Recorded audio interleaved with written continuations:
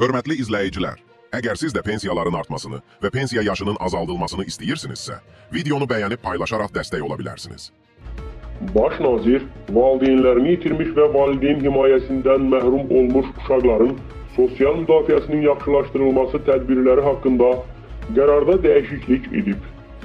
Xəbərə doğru xəbər verir ki, qərara əsasən valideynlərini itirmiş və valideyn himayəsindən məhrum olmuş uşaqlar arasında olan şəxslərə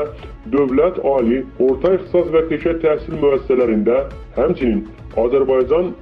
Milli Elmlər Akademiyasında təhsil aldıqları müddət ərzində dərslik və dərs ləvazimatları alınması təhsil aldığı müəssisənin və ya Azərbaycan Milli Elmlər Akademiyasının vəsaiti hesabına təmin edilir və yaxud həmin dərslik və dərs ləvazimatları əvəzinə verilən müavinətin məbləği 36 manatdan 50 manata dək artırılıb.